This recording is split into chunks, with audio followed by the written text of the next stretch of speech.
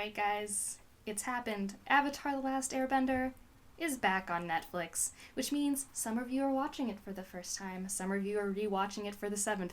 I got the Blu-rays for Christmas, so I already did my rewatch in February, but I am so happy for all of you. And I was recently tagged by Annalisa to do the Avatar: Last Airbender tag, so perfect timing. I'm very excited. I actually did put in effort this time. If you're new here, sometimes my tag videos are on the lazier side, but this time I did. And also, as of recording this, Annalisa is like 5 subscribers away from 300.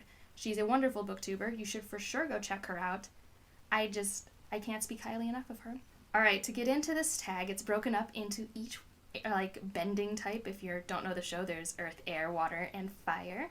And some of the main characters in each of those. And trying to pick characters and books to match, so it's very fun. And at the end, I have a bunch of people tagged, because I made the mistake of going on Twitter and trying to find out which of my friends like Avatar: The Last Airbender, and a lot of them do. So, the first one. It is Katara and Sokka, best sibling relationship. So I just read Middle Game. And yeah, for me, right now, that's the one. If only because I have a friend who's like a brother to me, and I feel like our relationship and that relationship, it's great. So that's my answer to that one. And for 2, it is Yue, favorite star-crossed lovers. As of right now, the first thing I thought of was This Is How You Lose the Time War. You really couldn't be more star-crossed than these two. They're on different timelines, on different sides of a time war. Yeah, they are extremely star-crossed. And I have more thoughts about that book in a wrap-up and a more detailed wrap-up. I don't have a dedicated review, but if you want to know my thoughts, they exist. And for 3, Blood Blending, a book with a disturbing, unsettling concept. I went with a nonfiction here, because I find nonfictions incredibly disturbing, more so than fantasy, and I went with Evicted. This is an amazing nonfiction. It should be a must-read. It is about eviction in America, something that hopefully people who are watching me don't have issues with, but it's actually way more prevalent than people think. It's horrible. I was reading this and I felt so guilty that I was enjoying it because it's written like a story, and I'd have to keep reminding myself, these are real people in Milwaukee, Wisconsin who are not able to have a home for whatever reasons. And this author actually lived there and lived with different people, and it's from different parts of life. It's not just the black community, it's also the white community. It's a lot of impoverished communities that he explores, and you really need to read this book if you want to empathize with your fellow man. But it is a disturbing topic to me because I hate that I live in a world where it's so easy for people to be displaced for reasons beyond their control, and once you're in that cycle, you can't get out of it. It's so hard.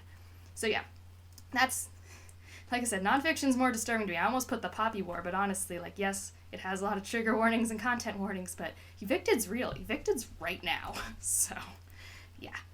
And then we are now getting into Earth. And the first one is for Toph, unsurprisingly. Awesome character. And a character whose strength surprised the characters in the book.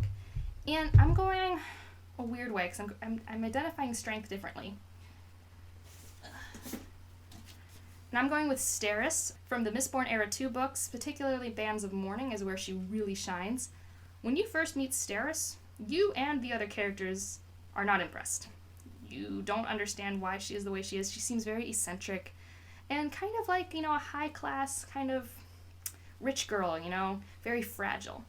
But really, she is just very self-aware of herself and her abilities in social climates, and just her own social anxiety, and she's just always so prepared. I don't think this is a spoiler, but in this book, the main characters go to a place, and she knows chaos will ensue, so she gives the hotel manager a list of everything that might happen while they're there.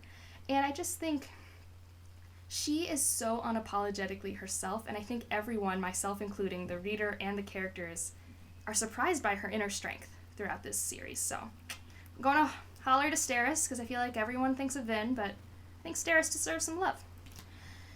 Alright, so number 5 is The Tales of Ba Sing Se, Best Short Story Poetry Collection.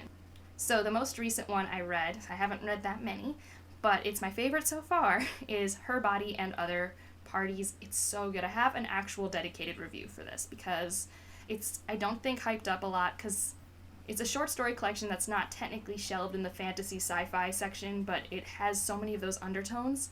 It's a really good lens into feminism in a weird, creepy, eerie way, and I just really like it. If you want more of my thoughts, like I said, I have a review, but you should read it, and you should talk to me about it, because I want to talk about it. The last Earth prompt is Kyoshi Warriors, best warrior character. What did I put down? I'll pick this one for it. This is Oathbringer, the third Stormlight Archive book, and I'm picking Dalinar. If you've read the books, you know why, because he is a badass. Oh my god. And not in, like, always a good way, but when I first read Way of Kings back in high school, I was a senior in high school, I was kind of into the band Disturbed. I mean, I still am. I still like their songs. But there's a song, Warrior, and whenever I read Dalinar's scenes, that song was in my head, so it was my instant pick. I mean, I picked a whole song called Warrior for that character. So yeah. And to keep with my trend of going with Sanderson books for some reason, we're in the fire section, and for Zuko we need the best redemption arc, or redemption arc that should have happened. I'm going to pick a redemption arc. Is this like a spoiler? Now that I'm thinking about it, if I tell you that it has a redemption arc, does that spoil it for you? I'm not going to name the character. Maybe that's still a spoiler. This bothers me. Alright, I'm going to show the book, but I'm not going to name the character.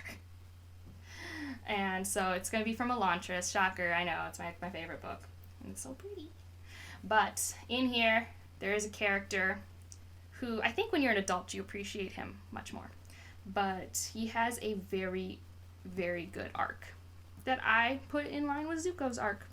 And that's all I'll say, because, yeah, now that I'm thinking of that prompt, it feels like a spoiler unless I picked something so popular. It's in the zeitgeist. And so, 8, wisest character. This was really hard. Apparently I don't read books with many wise people in them. So I think I went with Yennefer Dar from the Inheritance Trilogy by N.K. Jemisin. I picked her, because A, you see her grow into her wisdom, and B, she really does make decisions, I think, in a wise way. And I don't want to spoil the series, but I'm going with her. It's hard. Apparently I just read books with a bunch of idiots in them. And for 9, Azula, best downfall. What did I put for this? I was torn between The Power and The City We Became. So, with The City We Became, one of my favorite books of this year so far, they frighten this monster, but it's not just a monster. It's this encapsulation of ideas. And, like, the battles are just so fun and crazy. So I like that downfall. I like that end game in this book. But The Power, I thought, was like a different level of downfall. It was kind of like just the downfall of society as we know it. Not, it's one of those stories where it's about what happens if women suddenly have the power. What do they do with it? It's not ideal. But it was very interesting. So I don't know. I know those aren't, like, traditional, but I don't think I read a lot of things where villains are, like, dramatically brought down. I'm like, yes! That's, like, not typical for me. I don't know. I think I'd have a hard time writing a lot of favorite villain things now that I think about it. But it's what I'm going with for that prompt, so sorry if it's weak. And so now we're into Air. Appa. Appa's the best. Appa is wonderful. Season 2 is Heart of Avatar: Last Airbender. So, favorite fictional animal or pet. And this is the Disreputable Dog from Lyrio, the second Abhorsen book. I like this trilogy. I think it's fun. I don't know if it's YA or adult. I think it's good. I only liked the first one, but I loved the second one because of this dog. It's a great dog. And I'm a cat person. You guys are not new here. I have 2 cats. I want a dog really badly. I've wanted a dog since 3rd grade, but my mom's like, no, I don't want to wake up early. Responsibility or something. But yeah, Disreputable Dog, great. And then 11 is Aang, Purest cinnamon roll. This is Biddle from Check Please. I would do anything for him. Literal cinnamon roll. I'm surprised he hasn't made cinnamon rolls yet. He, like, makes a bunch of pies in this webcomic. I love Biddle. Perfect cinnamon roll. And then for 12, Avatar State, a stubborn character. This was, like, insta. Very easy, because I just met the man called Uwe. Uwe is the definition of stubborn. Definition of old man who doesn't like change. That's him. It's literally, I think, the back of the book. So, yeah, these were my prompts. And now for the tagging. And like I said, there's a few tags.